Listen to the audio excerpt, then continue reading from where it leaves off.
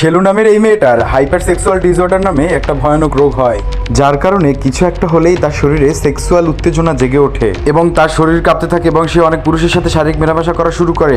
গ্রামের সকল ছেলে থেকে জুয়ান বুড়ো সকলের নজর তার উপরে পড়ে এবং শেলু মাঝে মাঝে যখন বুঝতে পারে সে যা করছে তা ভুল, তখন নিজের হাতে একটা রাবার বেঁধে রাখে আর যখন সেক্স করতে ইচ্ছা হয় তখন রাবার দিয়ে আঘাত করে নিজেকে শান্ত করার চেষ্টা করে। কিন্তু তখন কি করবে যখন রাবারে কোনো কাজ হয় না এবং পরিস্থিতি তার হাতের বাইরে চলে যায় এবং আবারও শারীরিক সম্পর্কে লিপ্ত হতে থাকে এবং এক পর্যায়ে একটি ছেলেকে দিয়ে নিজের পিঠে নিজেই চাবুক দিয়ে মারতে থাকে এবং ব্যথায় চিৎকার করতে থাকে। আসলে মেয়েটা করবে বা কি, ছোটবেলা যখন তার মা মারা যায় তখন তার বাবা দ্বিতীয় বিয়ে করে এবং তাকে ফেলে রেখে চলে যায় এবং তখন মেয়েটা তার বাবার আদর থেকে বঞ্চিত এবং তার দাদির কাছে বড় হতে শুরু করে। তাছাড়াও শেলুর ছোটবেলায় ঋষি নামের একটি বন্ধু ছিল যে সবসময় তার সাথে থাকতো। কিন্তু এখানে বলে রাখা ভালো, শেলুর আজকের এই অবস্থার জন্য দায়ী শেলুর সেই ছোটবেলা বন্ধু ঋষির বাবা এবং শেলুর ইংরেজি শিক্ষক। পার্ট 2 দেখার জন্য সাবস্ক্রাইব করুন।